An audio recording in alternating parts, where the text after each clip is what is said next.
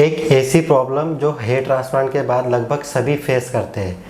Hair transplant के लगभग 3 महीने कह लो या फिर 100 डेज बाद व्यक्ति पूरी तरह से वापस से गंजे हो जाते हैं।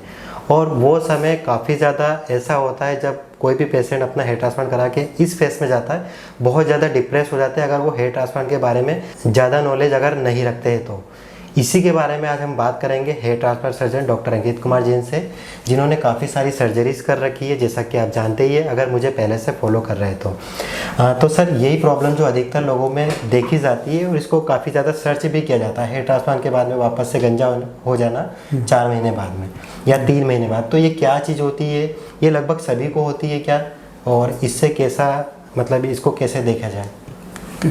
तो इसको हम इस तरह से समझ सकते हैं कि सबसे पहले हम बालों की जो हेयर साइकिल है उसको समझते हैं। तो हेयर साइकिल में डिफरेंट स्टेजेस होती हैं, जैसे एक एनाजन हेयर होता है जो ग्रोइंग फेज़ होती है हेयर की, और एक टेलोजन हेयर होता है जो कि शेडिंग फेज़ होती है। इसके बीच में भी कैटाजन, केनोजन कुछ फेजेस और होती हैं, बट जो मेन इम्पॉर्टेंट फेज़ हैं जिनको हम जनरल भाषा में समझ सकते हैं, उसमें हमारे मैक्सिमम फॉलिकल्स हमेशा एनाजन फेज़ में होते हैं। एनाजन फेज़ की जो एवरेज लाइफ 1 से 2 साल होती है, ये ज़्यादा भी हो सकती है, 5-6 साल 10 साल भी हो सकती है, बट ऑन एन एवरेज 1 से 2 साल की एक ग्रोइंग फेज़ होती है। तो एक फॉलिकल में अगर एक हेयर आया है तो वो 1 से 2 साल वहाँ रहेगा। उसके बाद वो 3 महीने की एक शेडिंग फेज़ में जाएगा, जिस 3 महीने में वो कभी भी शेड हो जाएगा या गिर जाएगा। फिर उस फॉलिकल में एक और हेयर आता है जो फिर एनाजन फेज़ में होता है, वापस से वो 1-2 साल ग्रो करता है। तो आपने देखा होगा कुछ लोगों में जिनमें कभी बाल्डनेस नहीं आती, तो ऐसा नहीं है कि वो आपको ये बोलेंगे कि कभी मुझे कोई हेयर फॉल हुआ ही नहीं।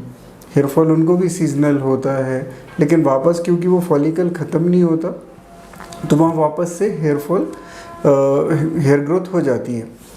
अभी क्या होता है कि जिन पेशेंट्स में टेलोजन फेज़ जो कि शेडिंग फेज़ है वो बढ़ जाए, किसी भी कारण से उसका रेशो बढ़ जाए। अब ये कारण क्या हो सकता है? स्ट्रेस होता है बेसिकली, कि आपका कोई ऑपरेशन हुआ है, आपको कोई दवा रिएक्ट कर गई है, आपको डाइट सही नहीं चल रही है, या कोई मेजर स्ट्रेस था, वर्क का प्रेशर है, ठीक है। बहुत सारे ऐसे स्ट्रेस हमारे टेलोजन के रेशियो को बढ़ाते हैं, है ना। इवन प्रेगनेंसी के बाद भी फीमेल्स को, या कीमोथेरेपी के बाद, है ना, जो कैंसर पेशेंट्स होते हैं उनको एकदम से हेयर फॉल होने लगता है और उनके बाल बहुत तेज़ी से गिरने लगते हैं। इसको अपन टेलोजन इफ्लूवियम भी बोल सकते हैं। तो ये एक तरह से शेडिंग फेज़ बढ़ जाना है। अब क्या होता है, ये हमने समझ लिया कि एक अदर सर्जरी में ये होता है, तो ये हेयर ट्रांसप्लांट में भी होता है, बिकॉज ये भी एक तरह की सर्जरी है और इसमें भी बालों पे स्ट्रेस आएगा। तो हम जब हेयर को एक जगह से दूसरी जगह शिफ्ट कर रहे हैं तो इस प्रोसेस में जो एनाजन हेयर है बहुत सारे वो टेलोजन फेज़ में चले जाएंगे, और टेलोजन फेज़ की लाइफ ही 2-3 महीने की है, तो वो 2 से 3 महीने में वो बाल गिर जाएंगे। इसलिए ये जनरली 2-3 महीने में या मैक्सिमम 4 महीने में ये देखा जाता है कि हेयर बिल्कुल से लूज़ हो जाते हैं। अब लेकिन कई बार ऐसा होता है कि कुछ लोगों के फॉलिकल बहुत स्ट्रांग होते हैं, है ना। तो ये तो ह्यूमन बॉडी है, डिफरेंट नेचर होता ही है। तो जिनके फॉलिकल स्ट्रॉन्ग होते हैं वो कई बार एनाजन से टेलोजन में नहीं जाते, वो डायरेक्ट एनाजन फेज़ में ही ग्रो करना शुरू कर जाते हैं।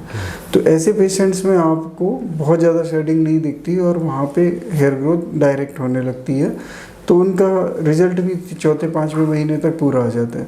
जबकि जिनको शेडिंग आती है उनके शुरू के 3 से 4 महीने तो इसी में निकल जाते हैं, उसके बाद हेयर ग्रोथ स्टार्ट होती है। तो 6वां 7वां महीना 8वां महीना उनके लिए रिजल्ट देता है।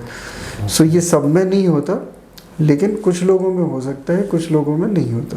ओके सर, तो मतलब ये परमानेंट होता ही नहीं है? ये परमानेंट नहीं है, इसमें फॉलिकल लॉस नहीं होता। अच्छा, फॉलिकल लॉस नहीं होता है, हेयर ऊपर का गिरता है देन वापस से आ जाता है, तो इसमें कोई टेंशन वाली बात होती नहीं है? बिल्कुल भी घबराने की बात नहीं है, ये बिल्कुल नॉर्मल प्रोसेस है। बिकॉज ऑफ हेयर साइकिल हमारा उसका हेयर का नेचर ऐसा होता है कि ये चीज़ होती है। अच्छा सर, ये गिरना कब से स्टार्ट हो सकता है और कब तक गिर सकते हैं कुछ? ये देखिए, शिफ्ट करने के बाद मतलब आप मान के चलिए कि जैसे फॉलिकल अपना डेवलप हो जाता है, अपना सेटल डाउन हो जाता है 4-5 डेज में, उसके बाद ये कभी भी गिर सकते हैं। तो जनरली ये 15 दिन के बाद शुरू होती है, बट कई बार उसके पहले भी हो सकता है। तो हेड वॉश के बाद ये कभी भी स्टार्ट हो जाएगा। 15 दिन के बाद जनरली ये स्टार्ट हो ही जाता है, और 2 से 3 महीने 4 महीने तक चल सकता है। किसी की थोड़ी सी लॉन्ग फेज होगी तो 4 महीने तक।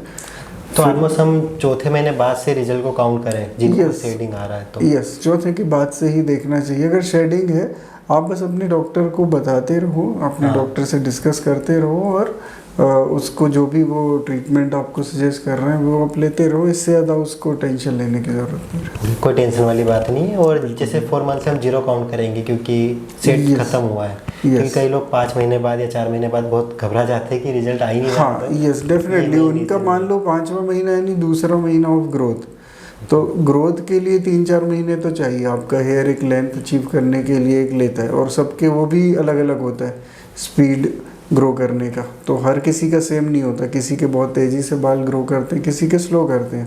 तो वो अपनी स्पीड से ही जाएंगे, जैसे वो डोनर एरिया में है वैसे वो ट्रांसप्लांट के बाद ग्रो करेंगे। ऐसा फिक्स तो नहीं है, फिर भी अगर देखा जाए तो कितने % जो भी आपने सर्जरीज करी उसमें देखा कितने % लोगों में शेडिंग आता ही है?